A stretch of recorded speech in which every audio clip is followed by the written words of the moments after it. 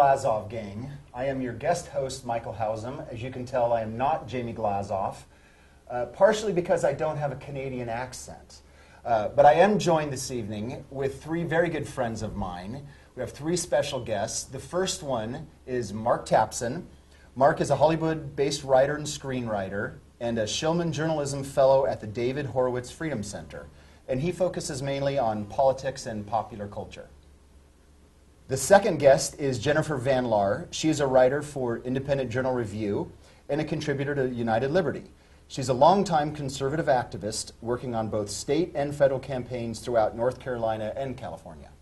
And lastly, my good friend and fellow Orange County resident, Mike Munzing.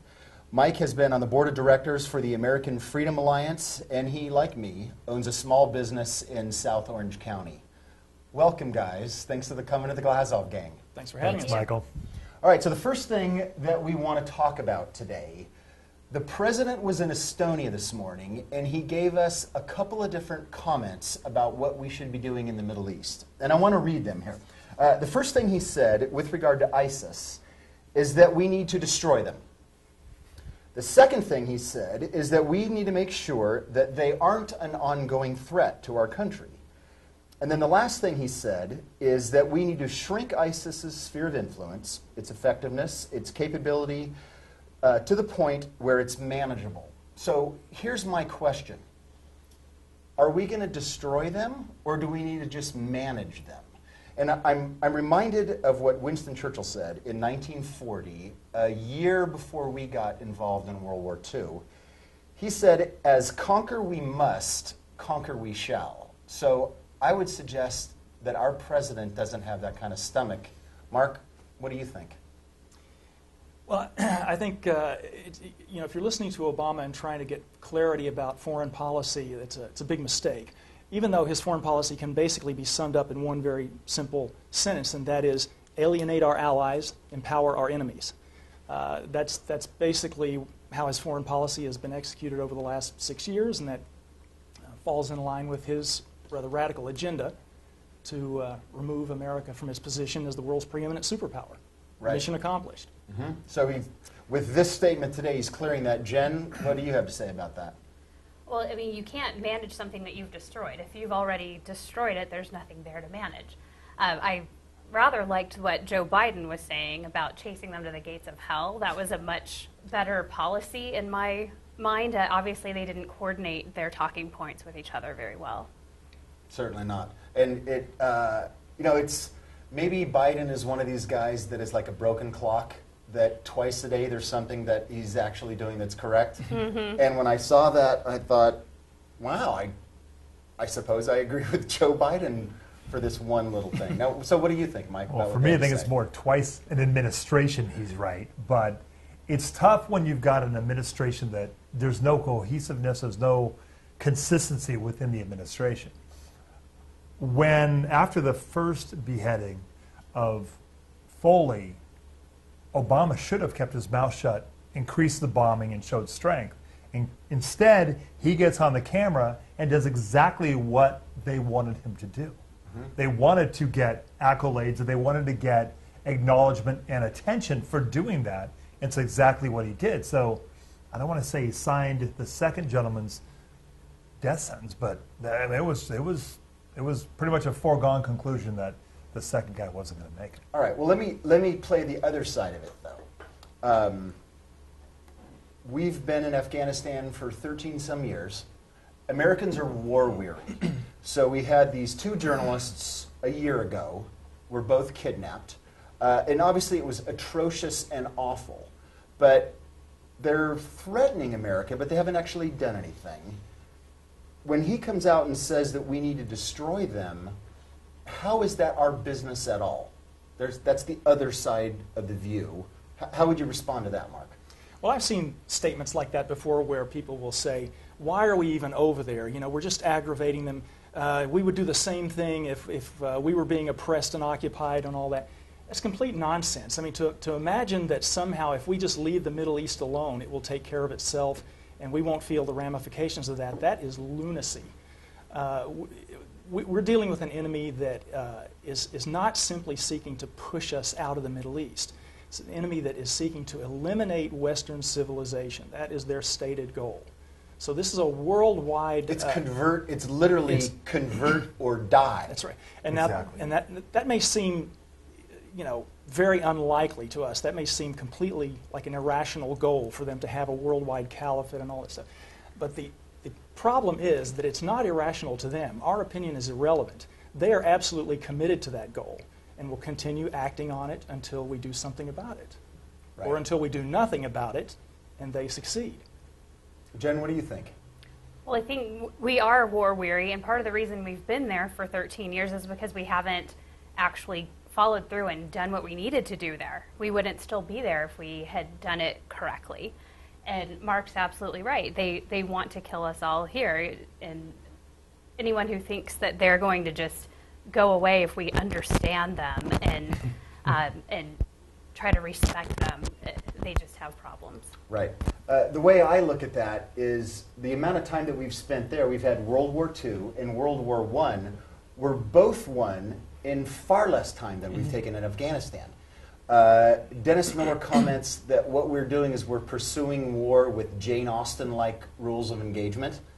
And that may go back to what the president was saying earlier, that we're going to destroy them, but then he walks it back to manage them because he can't quite bring himself to say they're evil and we must kill them all. Right? What do you think, Mike? Well, I have to not disagree, but in a different way, say that I don't think we're war weary.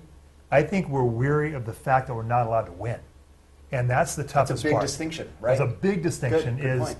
our military's hands are tied behind their back. The rules of engagement are absolutely Pathetic. pathetic is exactly right. Right. I mean, Self-defeating. We're Americans. We're used to winning the battles. We're used to winning the fight. I was raised to win. I wasn't raised, as we talked earlier today, about the participation trophies. No, we get out there to win. If we're going to be in a fight, you fight to win. So I think where we're weary is that our hands are being tied behind our backs, and we're not being allowed to use the resources that we have. Right. These are 7th century barbarians, and we're not allowed to fight. If we go back and fight in that 7th century way where it's, kill or be killed with all our technology, we'll wipe them out in a month. 45 Or days, less. it'll No, be done. Mark, you had Well, something to say just with two that. quick comments. One is you're talking about a president who very early on said that he's uncomfortable with the word victory, and he was referring to Afghanistan and Right. Iraq. That's a bad sign. The other point I was going to mention is that about taking on these 7th century fanatics, they only respect strength. They don't respect interfaith dialogue. They don't respect our coexist bumper stickers. They Right. don't respect that. They only respect what bin Laden used to call the strong horse. That people gravitate toward the strong. You have a strong horse and a weak horse. People gravitate toward the strong horse. Right. Islam is the strong horse. Right. It's very clear. I don't know if you guys heard the video from the second victim from just a couple days ago from the mom.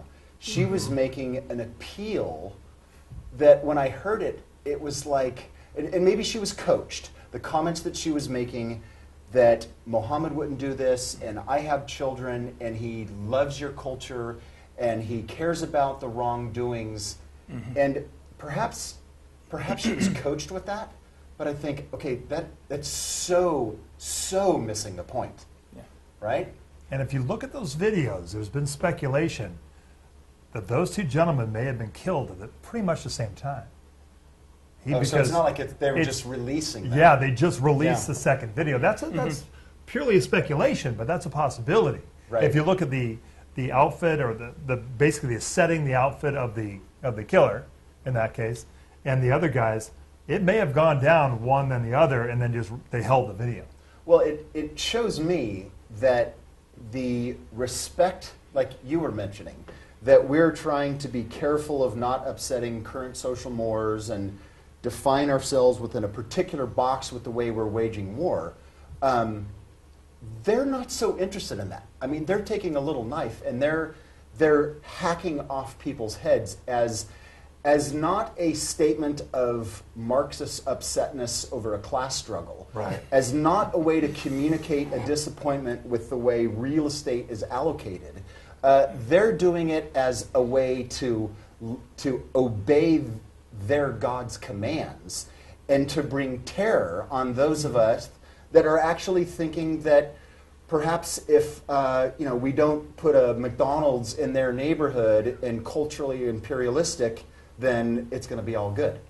Well, and we're fighting also, going back to almost a Revolutionary War kind of mindset of, okay, did the drummer start playing yet so that we can all start marching in our columns and be shot down? No, that's absolutely right. That's exactly how we're fighting. It's kind of like the conversation that Shillman had with Lincoln, saying that, all right, and Ulysses says Grant was there too, but basically said we need to make this as awful as possible to make it as short as possible. I mean, the given is people dying and war is awful. But if the president is actually suggesting this, and I guess the context being, if they are a threat, and that seems to be with what he's saying. He's saying that they're a threat to the United States, and if it's a threat, we need to destroy them. Well, that doesn't mean time out. That doesn't mean send them to their room. That doesn't mean, maybe they go from a 7.62 NATO round down to a 22 because it's more gentle. Right. But actual destruction. Sadly, that they can't get 22 caliber ammunition right now anyway. But Right. besides, and what we're missing is the supposed killer, the guy who's doing the beheading. From what I understand, we have his father in a federal prison in, I believe, New York right now. We have that guy's father in prison here. There's a lot of things we could have done to manipulate or to control that situation. So that is the word I'm hearing now, that we are holding currently his father. Oh, interesting. To me, that brings up a secondary issue. Oh, by the way, I have a quick note here for Jamie. Jamie Nikolai says, Mi vas nabludayem, Yasha. Just as a quiet note. Sorry, that's just for Jamie. Secondary issue that comes up with this for me is our own borders. There have been some threats made by some of these folks about soft targets domestically. The question came up, I believe it was yesterday, about the 10 planes in Tripoli that are potentially missing. So me, that kind of begs a border security issue.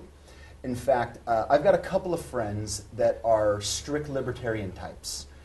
Fortress America, put our head down, mind our own shop. Whatever's going on with crazy town in the Middle East is crazy town in the Middle East. Well, Fortress America actually only is a possibility if there are fences around that fortress, which right now we don't have. So there's threats from the south of us as well as other borders. Mark, what are your thoughts about the current border crisis in America and how perhaps that even impacts what's going on in the Middle East? Well, we already have Islamic terrorists. I mean, we've got evidence that Islamic terrorists have been coming over the southern border. Now that it's just completely wide open, we don't know who's coming across or how many. I have no doubt that ISIS or their compatriots are sending people over the border. It's easy. You can just walk across. My wife was an immigrant here, and we went through the legal process, and it took us so long and cost us so much that I had friends telling me, just have her fly over to Mexico and walk across the border. And so now, that's how easy it is. So we've got terrorists that could be coming across, and how long is it going to be before we have some kind of a mall incident like in Kenya or Mumbai, something like that? It would be so easy. Super easy. Jen, what are your thoughts? Well, Fortress America only works if you don't have airplanes, and if they have these airplanes from Libya, then as much fencing and other things you have really aren't going to make that big of a difference. Right. They can get over those fences. They can get over that. Good and point. even without commercial airplanes, there's plenty of weaponry that can be used even if we have great border security. So, yeah, the borders thing is a huge issue, and you don't want to have ISIS terrorists that have American passports that can come and go, as we've seen some of them are fighting. So that's a huge issue. We should have put coexist bumper stickers on those airplanes before they were Exactly. Now, there Because is a practical solution. That's a powerful message. Because if that somebody would- had seen an actual Yes. coexist, they may have stopped and thought, Yeah, they want to understand me. I Exactly. don't want them dead. exactly. Mark, that's a genius idea. You have a coexist bumper sticker on your I car, I'm always guessing. on my electric Prius. Right. But I don't think those specific airplanes that are missing, I don't think they're going to be an immediate threat here, only because we've got some pretty good air patrols. But to think that ISIS, ISIL, whatever you want to call them today, to think that radical Islamists have not crossed the border is ridiculous. Right. They're already here. We already know there are sleeper cells. We already know people are shooting at power stations. We already know that they're testing different areas where they can attack. So are those specific planes going to be a threat? I don't think. They will be somewhere. Right. I don't think they're going to be here specifically, but they will be somewhere. Do I think that 9/11 coming up is going to be interesting? I'm going to be in Los Angeles at some meetings, and I'm a little nervous about that. I think 9/11 something's going to happen. I really do, because the Islamists are very big on anniversaries and specific dates. Well, it certainly happened 2 years ago. In Benghazi. No question about it. Absolutely. All right, well, on the border thing, being here in Southern California, it's not just an international terrorist issue, but it's also just from the South, illegal immigrants making their way in for various reasons. And I'm sure you heard of the story that, it was last year that ICE released 33-some thousand felons around the country. 36,000. Yeah. So it's even worse than you thought. It's even worse than I thought. And then because Chuck Grassley knocked on ICE's door for months this year, we come to find out there were 169 homicide-related felons that were released in the country that had already been convicted of these crimes. So on one hand, we've got administration that is pretty okay with the porous border. Oh, sure. And by pretty okay, I mean totally down with the porous He border. doesn't care at all. They're not monitoring the laws at all. And that only empowers them more to come over. It empowers them when they're here. You know how a police officer tries to stop them. They're fully empowered. They know that there's nothing that the cops can do. So here's my question with bringing it up. On one hand, you've got a convicted of a homicide felon let loose. On the other hand, you've got, I don't know if you saw this story in North Carolina 2 weeks ago, Homeland Security, 12 guys, full body armor, dropped in on this family because the Range Rover they had imported from England didn't have the correct EPA stamp on it. Okay, so we've got these kind of two things going on. What is going on with this administration and the lack of care for people that are within this country, tracking them or letting them go, or even letting them in the first place? What do you think is going on? Why are they doing it, Mike? Well, that car story reminds me of Gibson guitars that went down, Right. The EPA and using the woods from wherever that was coming from, but that just absolutely reminds me. There's the favored people, and then there's the non-favored people. There's multiple classes now, it seems like, in this society. Yeah, but what is it? Is it elections? Is it money? Is it feeling bad because part of it we're white people, or what? No, I think a lot of it is the EPAs, the regulatory agencies, all seem to have their SWAT teams. They've all got their paramilitary crews in all these different agencies. I think there comes a point at some point where if we don't use them, we're going to lose them. So they got to get out there and use those. I think it's unrelated parts of the government, but they're all feeling emboldened, empowered because we've got a SWAT team, we've got our own paramilitary, we want to go use those. Right. It's ridiculous. And on the other side, because they're trying to get those votes from the folks coming across the border, I met with a group of immigrants recently. I said, the Democrats want your votes and the Republicans just want to pander to you. And nobody's really cares about them is what the point was. They're tools. They all want you're all tools. All right, you're kind of itching, Jen. I can see that. You which can? is awesome. Yes. Good, jump in. I think that they don't even know what to think. On one hand, they feel guilty because we have so much in America. They meaning the administration. Okay, good. With the immigrants, it's like they feel so guilty that we have so much here in America and we should share and we should give with everyone. But then they also seem to not really think America is so great. So it must be a really difficult thing in their mind to balance, okay, is this a country so great that I want to let everyone come here?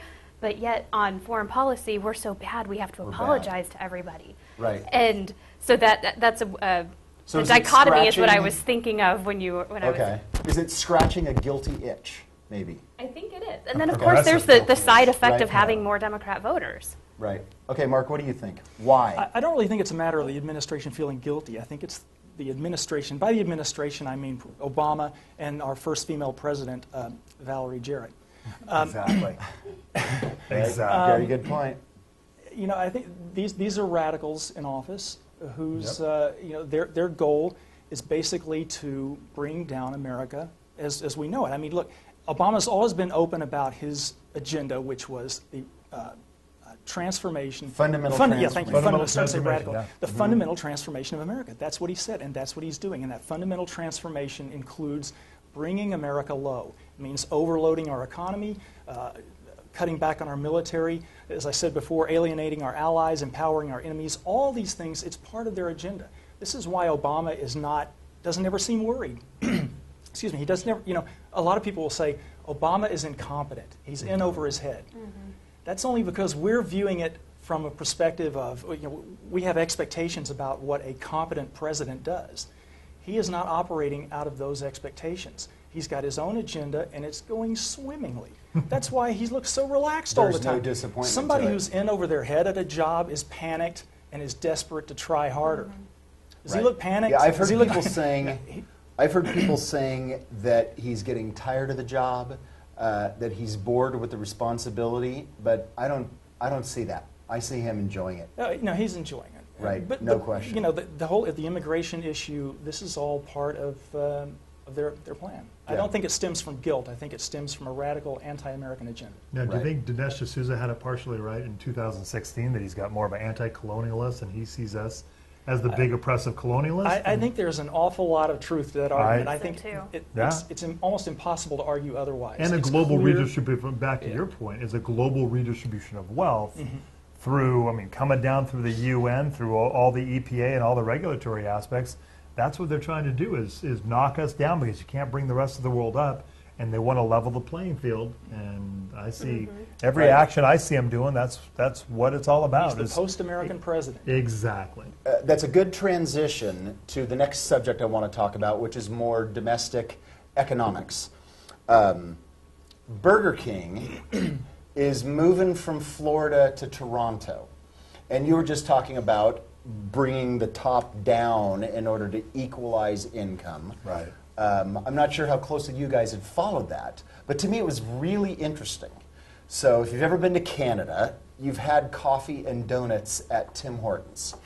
I hear it's fabulous. You know, it's like Winchell's or Dunkin' Donuts. Sorry, I have to be really careful with Jamie. Tim Hortons is the best, eh?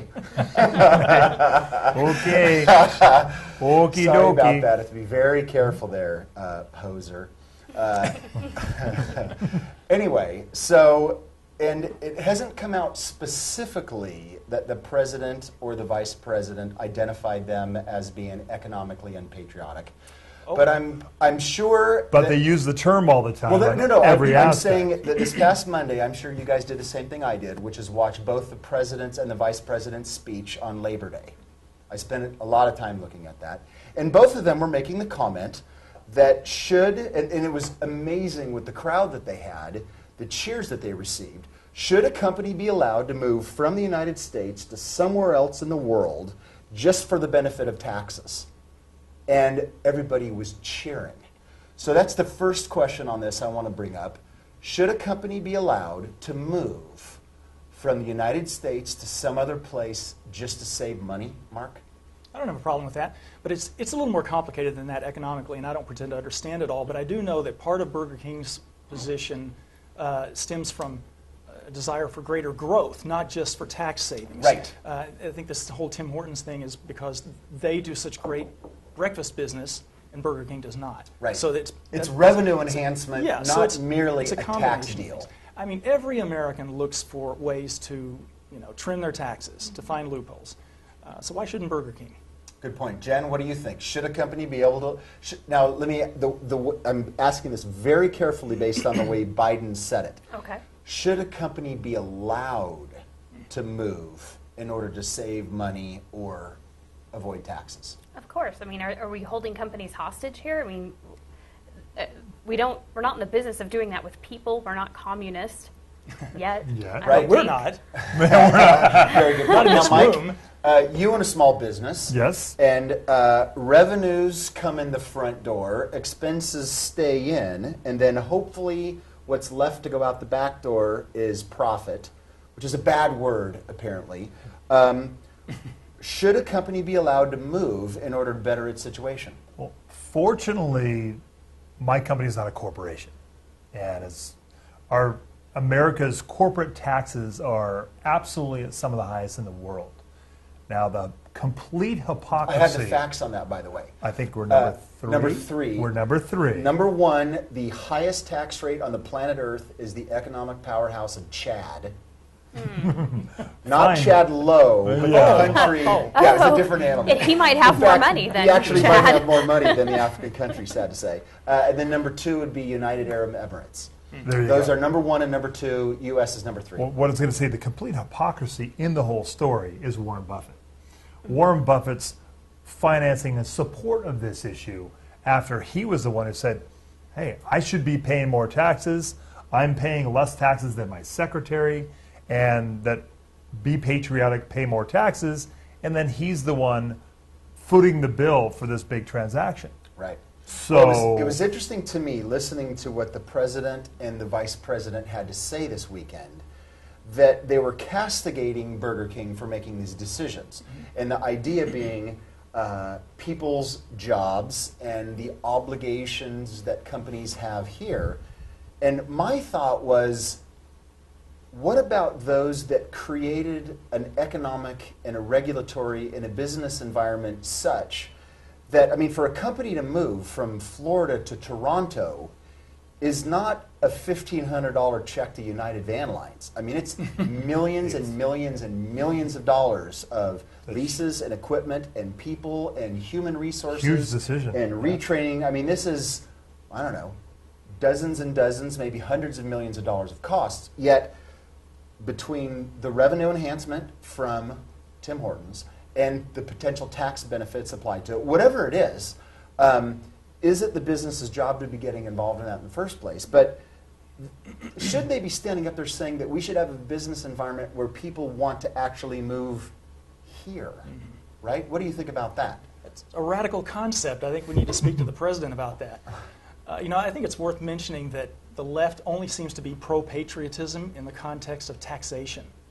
Just like they're only pro-Christianity in the context of Jesus as a socialist. So they've got very limited perspective on that. So business, they're a fan of it in the sense that that's a place where money can come from, nothing else. Jen, what do you think?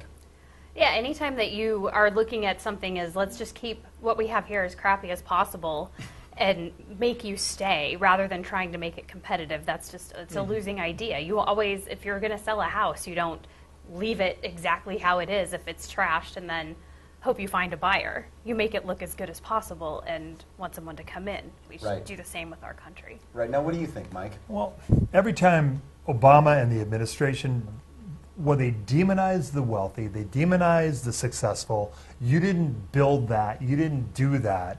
Every time they pass regulation upon regulation to destroy a business's ability to grow, they increase taxes to destroy that. That is unpatriotic for me. That's absolutely economically unpatriotic, and it's un-American. And that's what we're all fighting. We look at areas like Louisiana where they lifted the tax burden on making shows, and then you get at something like Duck Dynasty.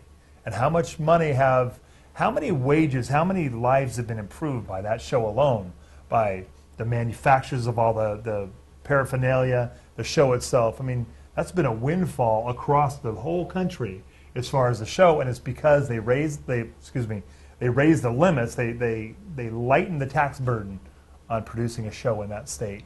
And they went out and they found the Robertson family and they created that show, and it's been a windfall for a lot of people. It's fantastic. So you lighten the tax burden and many, many people benefit. Right. Well, as we're kind of wrapping up the show today, the common thread on it is the international affairs and the treatment this morning that the president had to say about kind of mincing his words and running about. And then also the specific example of Burger King and Tim Hortons, but more of a general economic one. Those two things to me are perfectly emblematic of the weakness of the vision of fundamental transformation. I mean, that to me, the common thread is there. We've got just a couple minutes left, Mark. Any conclusions to tie those together, or any thoughts that come to your mind? Well, I don't know if this will tie anything together, but just to sort of get back to a point we were addressing earlier about managing or eradicating evil. Managing evil is not really the way you go about it. Just the very fact that he used the word managing is so weak that our enemies must be laughing, rolling on the floor laughing. We didn't manage the Third Reich. No, I mean, and this ties in with what you said about us being in Afghanistan for 13 years. You win wars not by holding back, not by being tentative with military force. You win them by unleashing hell and getting the job done. And sadly, unfortunately, and Obama's not going to do that. But for the history of the world, that's it. All right, we have 2 minutes. So, Mike and Jen, you've got a minute to finish up what you had to say with that. I liked your point earlier about is he incompetent, is the president incompetent, or the fundamental transformation? And that's an argument or a discussion I've had with a friend over the past 4 or 5 years is he really that incompetent, or does he just not like America? And finally, we gave him the benefit of the doubt, had to come to the conclusion 6 years he just in, doesn't the smartest like it. man ever to keep claiming incompetency. Yeah. Mike, closing thoughts from you. Yeah, the biggest thing is now they're coming into the midterms, then we've got the 2016 elections, is that progressivism as a whole and the whole social justice redistributive ideology is at the core of what all this is. And it's a failure, and it will not work, it cannot work, and over time, the socialist Marxist ideology, the redistributive ideology, fails every time, and a lot of people suffer. Right, I absolutely agree with that. Just to wrap her up real quickly, Mark, I've read you at Acculturated, obviously at Front Page Mag. Where can people find you? The easiest place is just to go to marktapson.com, because that's where I ultimately kind of accumulate all my articles. Or you can find me on Twitter under Mark Tapson, oddly enough. Tapson. Got it. Now, Jen, what about you? I'm a writer at IJ Review, so you can find my articles there, or on Twitter, it's something about Jen. Mr. Munzing. Best would probably be Twitter at Mike Munzing, and you can follow me there, and I'll link to all kinds of things from there. All right, guys, thank you so much. And a special thanks also to you for watching. Thank you for watching the Glazov Gang. This is Michael Hausam for Jamie Glazov. Thank you once again.